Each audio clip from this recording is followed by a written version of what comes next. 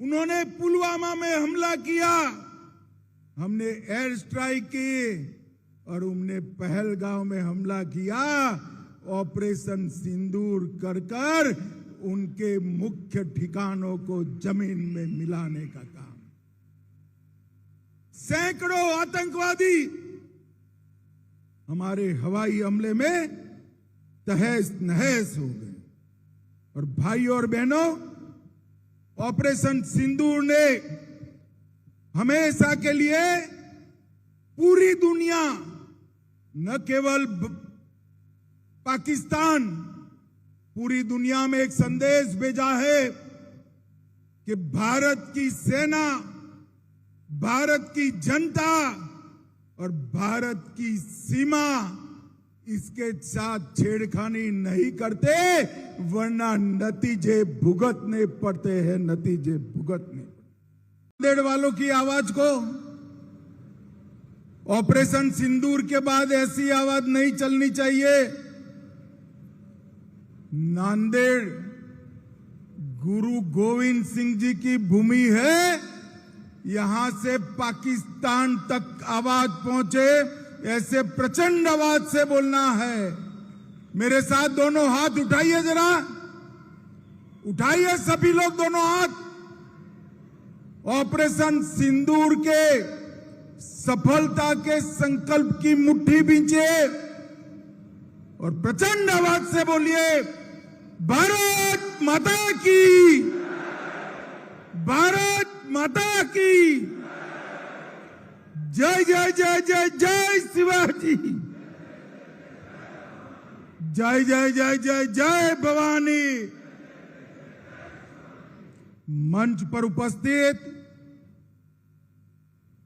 3 बार महाराष्ट्र के मुख्यमंत्री बनने का जिनको सौभाग्य प्राप्त है, ऐसे हमारे देवेंद्र फडणवीस जी, और नांदेड़ वालों को मालूम ही होगा, बहुत लंबे अरसे के बाद देवेंद्र बाबू ही ऐसे हैं जो 5 साल पूरे कर कर फिर से चुन कर आए हैं। उनके साथ मंच पर उपस्थित पूर्व मुख्यमंत्री अशोक राव चौहान जी, महाराष्ट्र के राजस्व मंत्री, भाजपा के अध्यक्ष चंद्रशेखर बावनकुले जी, भाजपा के कार्यकारी अध्यक्ष और भावी अध्यक्ष रविंद्र चौहान जी, महाराष्ट्र के मंत्री श्री अतुल सावे जी, पंकजाताई मुंडे जी, श्री अजीत गोपछड़े सांसद महोदय, भागवत करार जी सांसद महोदय, हमारे वरिष्ठ नेता राव साहेब दानवे जी, और उपस्थित मंच पर उपस्थित भारतीय जनता पार्टी का नेतृत्व, और आज इतनी विषम मौसम में आए हुए, घंटों से बैठे हुए नांदेड़ के प्यारे भाइयों बहनों को मेरा जय श्री राम। मैं नांदेड़ की भूमि पर आया हूं तब, जिस भूमि पर गुरुद्वारा हजूर साहब उपस्थित है, वो भूमि पर सबसे पहले मां रेणुका देवी, राहे नरसिंह मंदिर, कोलंबी मठ और दत्त प्रभु को प्रणाम कर कर मेरी बात की शुरुआत करता हूं। ये भूमि जो है, इस भूमि को सिखों के दसम गुरु, दसम पिता गुरु गोविंद सिंह जी ने अपना देह त्याग करने के लिए पसंद की हुई ये पवित्र भूमि है। मैं यहां आया हूं तब दसम पिता गुरु गोविंद सिंह जी, छत्रपति शिवाजी महाराज, धर्मवीर संभाजी महाराज, डॉक्टर बाबा साहेब आंबेडकर, वीर सावरकर, और तिलक महाराज को भी प्रणाम कर कर मेरी बात की शुरुआत करता हूं। मैं आज इसी भूमि के वरिष्ठ नेता स्वर्गीय शंकरराव चौहान को भी बहुत सम्मान के साथ याद करना चाहता हूं। आज अभी अभी वरिष्ठ ओबीसी नेता नाइक साहब के आदमकद पुतले का यहां पर अनावरण हुआ है। मैं नाइक साहब को भी प्रणाम कर कर मेरी बात की शुरुआत करता हूं। भाई और बहनों, बहुत समय से बैठे हैं आप, मुझे लंबी बात नहीं करनी, मगर कुछ दिन पहले 22 तारीख को पाकिस्तान पुरस्कृत आतंकवादियों ने पहलगांव में अपने निर्दोष यात्रिकों को धर्म पूछकर उनके परिवार के सामने एक एक चुनकर मारने का कायराना कृत्य किया। और उस वक्त हमारे प्रधानमंत्री नरेंद्र मोदी जी ने पटना में कहा था कि कहीं पर भी छिपे हो ढूंढ ढूंढ कर मिट्टी में मिला दिए जाएंगे। और उस वक्त पाकिस्तान भूल गया कि 15 साल पहले 10 साल पहले यहां कांग्रेस की सरकार थी, वो बदल चुकी है। 11 साल से भारतीय जनता पार्टी की नरेंद्र मोदी सरकार, उन्होंने उरी पर हमला किया, हमने सर्जिकल स्ट्राइक की। उन्होंने पुलवामा में हमला किया, हमने एयर स्ट्राइक की। और उन्होंने पहलगांव में हमला किया, ऑपरेशन सिंदूर कर कर उनके मुख्य ठिकानों को जमीन में मिलाने का काम। सैकड़ों आतंकवादी हमारे हवाई हमले में तहस नहस हो गए। और भाई और बहनों, ऑपरेशन सिंदूर ने हमेशा के लिए पूरी दुनिया, न केवल पाकिस्तान, पूरी दुनिया में एक संदेश भेजा है कि भारत की सेना, भारत की जनता और भारत की सीमा इसके साथ छेड़खानी नहीं करते, वरना नतीजे भुगतने पड़ते हैं, नतीजे भुगतने। और मोदी जी ने स्पष्ट कर दिया कि हमारे निर्दोष नागरिकों पर अगर कोई हमला करता है तो गोली का जवाब गोले से दिया जाएगा, उसको माकूल जवाब दिया जाएगा। 7 मई को 1:04 पर 9 आतंकवादी स्थानों को 22 मिनट में नष्ट कर कर उनके हेडक्वार्टर को भी उड़ाने का काम वीर भारतीय सेना ने किया। 8 तारीख को पाकिस्तान ने ड्रोन और मिसाइल से हमले किए, मगर हमारी एयर डिफेंस सिस्टम इतनी पुख्ता थी, एक भी मिसाइल से एक भी ड्रोन भारत की जमीन को छू नहीं पाया, हवा में ही समाप्त कर दिया। और 9 तारीख को जिन हवाई अड्डों से मिसाइल्स और ड्रोन उड़ाए थे, वो पाकिस्तान के एयर डिफेंस सिस्टम और हवाई अड्डों को हमारी सेना के मिसाइल्सों ने पूर्णतया क्षतिग्रस्त करने का काम कर दिया। और पाकिस्तान की एयर डिफेंस सिस्टम को खोखला साबित करने का काम किया।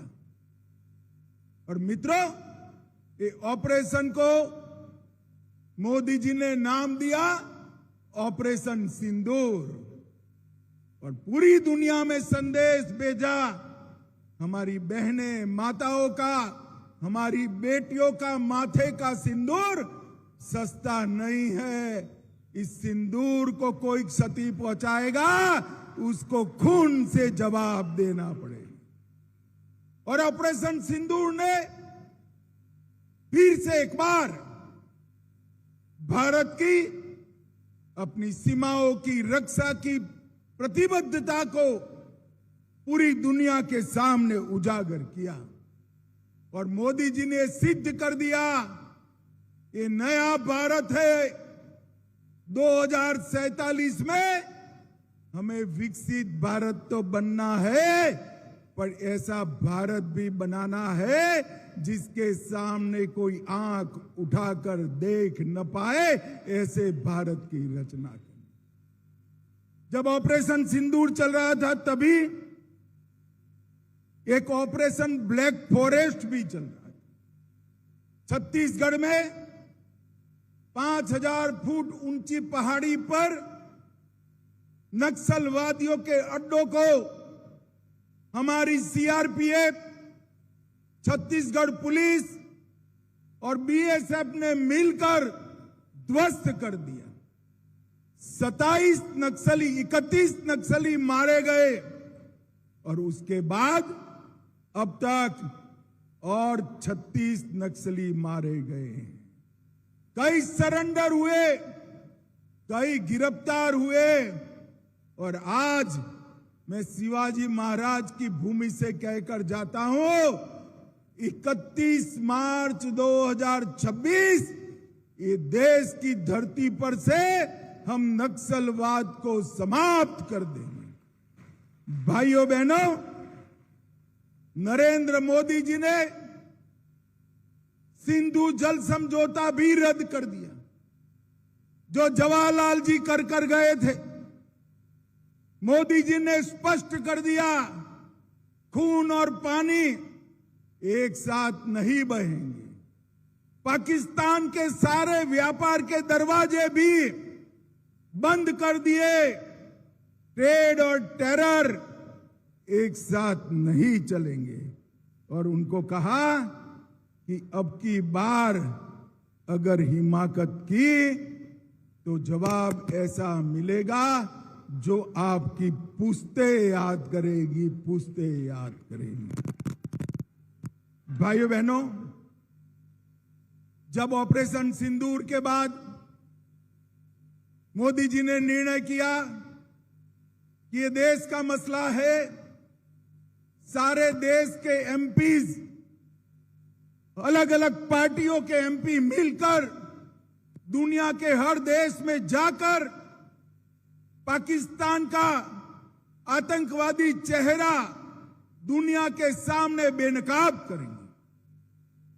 सर्वदलीय प्रतिनिधिमंडल बने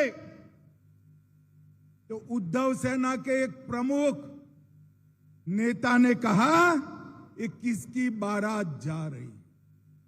मुझे मालूम नहीं होता ये उद्धव सेना को क्या हो गया है। ये बाला साहब की पार्टी हुआ करती थी एक जमाने में। आज बाला साहब होते तो ऑपरेशन सिंदूर के लिए मोदी जी को गले लगा लेते, गले लगा लेते। और ये उद्धव सेना सर्वदलीय प्रतिनिधिमंडल जिसमें उनके भी मेंबर गए हैं, उसको बारात कहने का काम करती है। भाइयों बहनों, मराठावाड़ में देवेंद्र जी ने एक बहुत बड़ा कार्यक्रम शुरू किया था।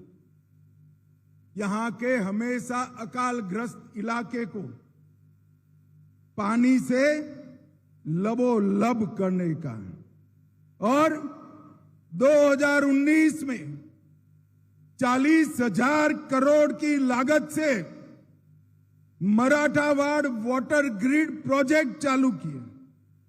11 प्रमुख बांधों को पाइपलाइन से जोड़कर हमारे मराठावाड़ के एक एक गांव में, एक एक खेत में पानी पहुंचाने का काम शुरू किया था। और बीच में धोखा देकर अगाड़ी सरकार बनी, उसने पूरा काम रुकवा दिया। अब देवेंद्र बाबू फिर से मुख्यमंत्री बने हैं। ये 5 साल में मराठावाड़ के एक एक गांव में पानी पहुंचने वाला है। और सम्राट अशोक के समय से हमेशा अकाल को झेलने वाला एक किसानों का प्रदेश पानी से लबोलब हो जाएगा। कोंकण पानी हमारे मराठावाड़ के गांव में, घरों में और खेत में पहुंचे, ऐसी व्यवस्था होगी। आज एक विशेष बात भी मैं करना चाहता हूं। मोदी जी ने अपनी महान मराठी भाषा को क्लासिकल लैंग्वेज ये उपनाम देकर पुरस्कृत करने का काम किया है। कितने सालों से मराठी भाषा को क्लासिकल लैंग्वेज का दर्जा देने की मांग थी। शरद राव कितने साल केंद्रीय मंत्रिमंडल में रहे, एक बार भी कुछ नहीं किया। मोदी जी ने मराठी भाषा को शास्त्रीय भाषा, क्लासिकल लैंग्वेज का स्टेटस देने का काम किया। और आने वाले दिनों में देवेंद्र जी के नेतृत्व में महायुति की सरकार महाराष्ट्र को फिर से एक बार देश में नंबर 1 बनाने का रास्ता प्रशस्त करी। मोदी जी ने तय किया है कि 2047 में विकसित भारत बनेगा। मुझे पूरा विश्वास है कि विकसित भारत बनाने में शिवाजी महाराज की ये धरती, तिलक महाराज और सावरकर की ये धरती का सबसे बड़ा योगदान होगा। और देश में सबसे पहले विकसित महाराष्ट्र बनेगा और वो ही रास्ते पर विकसित भारत बनने का रास्ता प्रशस्त होगा। आज बारिश होने के बावजूद भी आप इतनी बड़ी संख्या में आए। भारतीय जनता पार्टी की सरकार मोदी जी, देवेंद्र जी का समर्थन किया और ऑपरेशन सिंदूर को अंजाम देने वाले हमारे सेना के जवानों को आपने समर्थित करने का काम किया है। आप सभी का मैं बहुत बहुत धन्यवाद करता हूं। मेरे साथ दोनों हाथ उठाइए, जरा एक बार उठाइए दोनों हाथ। विजय के संकल्प की मुट्ठी भींचे और प्रचंड आवाज से बोलिए, भारत माता की वंदे वंदे वंदे। सभी का बहुत बहुत धन्यवाद।